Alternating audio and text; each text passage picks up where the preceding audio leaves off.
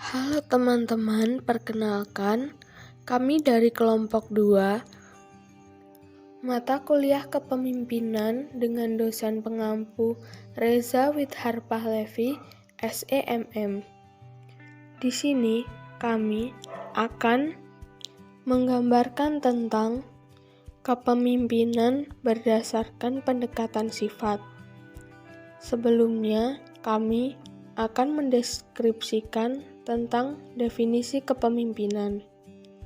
Kepemimpinan adalah kemampuan dan kesiapan seseorang untuk dapat mempengaruhi, mendorong, mengajak, menuntun, menggerakkan, mengarahkan, dan kalau perlu, memaksa orang atau kelompok agar menerima pengaruh tersebut dan selanjutnya berbuat sesuatu yang dapat membantu tercapainya suatu tujuan tertentu yang telah ditetapkan.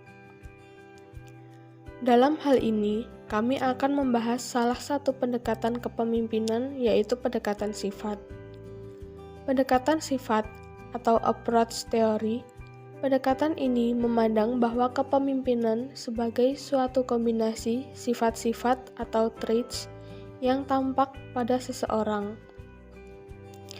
Keberhasilan atau kegagalan seorang pemimpin banyak ditentukan atau dipengaruhi oleh sifat-sifat yang dimiliki oleh seorang pemimpin.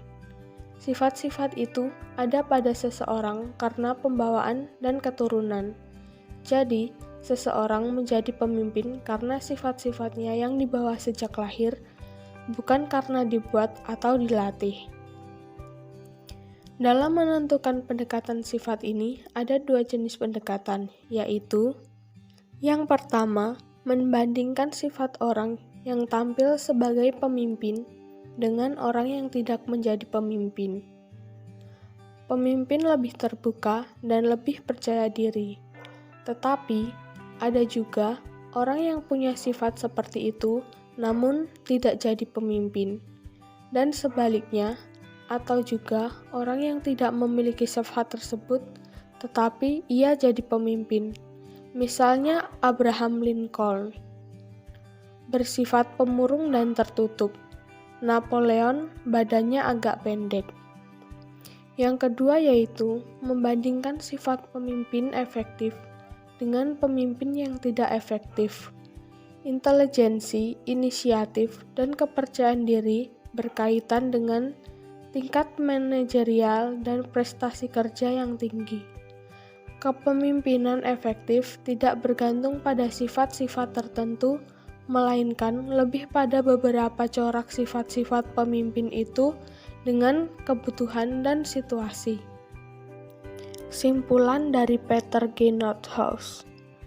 Setelah merangkum studi yang dilakukan oleh Ralph Melvin Stockdill pada tahun 1948, Mann 1959, Stockdill 1974, Lord Devader and Alcliger 1986, Kirkpatrick and Locke 1991, dan Zeccaro, Kemp and Bader 2004. Peter G. Nordhaus menyimpulkan sifat-sifat yang melekat pada diri seseorang pemimpin yang melakukan kepemimpinan menurut pendekatan sifat adalah sifat-sifat kualitatif berikut. Yang pertama yaitu intelijensi. Pemimpin cenderung punya intelijensi dalam hal kemampuan bicara, menafsir, dan bernalar yang lebih kuat ketimbang yang bukan pemimpin. Yang kedua yaitu kepercayaan diri. Kepercayaan diri adalah keyakinan atau kompetensi dan keahlian yang dimiliki dan juga meliputi harga diri serta keyakinan diri. Yang ketiga yaitu determinasi. Determinasi adalah hasrat menyelesaikan pekerjaan yang meliputi ciri sebagai berikut, seperti inisiatif, kegigihan, mempengaruhi, dan cenderung menyetir. Yang keempat yaitu integritas. Integritas adalah kualitas kejujuran dan dapat dipercaya. Integritas membuat seseorang pemimpin dapat dipercaya dan layak untuk diberi kepercayaan oleh para pengikutnya. Yang kelima yaitu sosiabilitas. Sosiabilitas adalah kecenderungan pemimpin untuk menjalin hubungan yang menyenangkan. Pemimpin yang menunjukkan sosiabilitas cenderung bersahabat, ramah, sopan, bijaksana, dan diplomatis. Mereka sensitif terhadap kebutuhan orang lain dan menunjukkan perhatian atas kehidupan mereka. Sementara itu, secara kuantitatif, pendekatan sifat memilah indikator kepemimpinan yang juga dikenal sebagai the Big Five Personality Factor sebagai berikut. Yang pertama, neurotisme, yaitu kecenderungan menjadi depresi, gelisah, tidak aman, mudah diserang, dan bermusuhan. Yang kedua, ekstraversi, yaitu kecenderungan menjadi sosiabel dan tegas serta punya semangat positif. Yang ketiga, keterbukaan, yaitu kecenderungan menerima masukan, kreatif, berwawasan, dan punya rasa ingin tahu. Yang keempat, keramahan, yaitu kecenderungan untuk menerima, menyesuaikan diri, bisa dipercaya, dan mengasuh. Dan yang kelima, kecermatan, yaitu kecenderungan untuk teliti, terorganisir, terkendali, dapat diandalkan, dan bersifat menentukan. Kelima faktor yang dapat dikuantifikasi di atas lewat sejumlah riset punya kolerasi kuat dengan kepemimpinan tertentu di dalam organisasi. Sifat pemimpin menurut salah satu ahli, yaitu Edwin Geselli. Yang pertama, kemampuan dan kedudukannya sebagai pengawas, supervisor ability atau pelaksana fungsi-fungsi dasar manajemen. Yang kedua, kebutuhan akan prestasi dalam pekerjaan, yaitu mencakup keinginan tanggung jawab dan keinginan sukses. Yang ketiga, kecerdasan, yaitu kebijakan, pemikiran kreatif, dan daya pikir. Yang keempat, ketegasan, yaitu kemampuan untuk membuat keputusan-keputusan dan memecahkan masalah dengan tepat dan cakap. Yang kelima, kepercayaan diri, yaitu pandangan pada diri sendiri sehingga mampu menghadapi masalah. Yang keenam, inisiatif, yaitu kemampuan untuk bertindak tidak tergantung, mengembangkan serangkaian kegiatan, dan menentukan cara-cara baru atau inovasi baru. Sifat pemimpin akan mendeskripsikan gaya kepemimpinannya. Sifat yang ada dari seseorang pemimpin selain menentukan sukses atau tidaknya dia memimpin, juga menentukan bagaimana gaya kepemimpinannya. Yang pertama, ada tipe kepemimpinan paternalistis atau maternalistik, yaitu kepemimpinan paternalistik diidentifikasikan dengan sifat kebapaan dengan sifat berikut.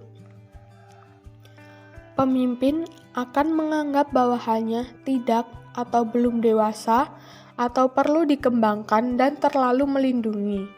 Mereka juga jarang memberikan kesempatan kepada bawahan untuk mengambil keputusan sendiri. Pemimpin tidak memberikan bawahan kesempatan mengembangkan inisiatif, imajinasi, dan kreativitas. Pemimpin selalu bersikap maha tahu dan maha benar. Kepemimpinan maternalistik terdapat sikap overprotective yang sangat menonjol disertai kasih sayang yang berlebihan, sebagai pembeda dengan paternalistis. Yang kedua yaitu tipe kepemimpinan militeristik, yaitu tipe kepemimpinan ini sangat mirip dengan tipe kepemimpinan otoriter. Sifat-sifatnya adalah A. Menghendaki kepatuhan mutlak dari bawahan. B. Menentukan adanya disiplin yang keras dan kaku dari bawahan. C. Tidak menghendaki saran, usul, kritik dari bawahan. D. Komunikasi berlangsung searah. Yang ketiga yaitu tipe kepemimpinan karismatik. Tipe ini memiliki energi dan daya tarik yang luar biasa sehingga dapat mempunyai pengikut yang banyak dan pengawal yang setia. Tipe karismatik memiliki inspirasi, keberanian, berkeyakinan teguh pada diri sendiri dan selalu totalitas. menjadikan ia memiliki pengaruh dan daya tarik yang besar. Yang keempat yaitu tipe kepemimpinan otokratis, otoritatif atau dominator. Ciri-cirinya: A. Berambisi untuk merajai situasi. B. Selalu ingin berkuasa secara absolut. C. Sikap dan sifatnya sangat konservatif, kaku, ketat, dan kuno. D. Setiap perintah dan kebijakan selalu ditetapkan sendiri. Yang kelima yaitu tipe kepemimpinan demokratis. Kepemimpinan ini berorientasi pada manusia dan memberikan bimbingan yang efisien kepada pengikutnya. Terdapat koordinasi pekerjaan pada semua bawahan dengan penekanan rasa tanggung jawab internal pada diri sendiri dan kerjasama yang baik. Kekuatan kepemimpinan ini terletak pada partisipasi aktif dari setiap anggota. Kepemimpinan ini menghargai potensi setiap individu dan mau mendengarkan bawahannya, bersedia mengakui keahlian spesialis sesuai bidangnya, mampu memanfaatkan kapasitas anggota seefektif mungkin pada kondisi dan saat yang tepat. Terima kasih.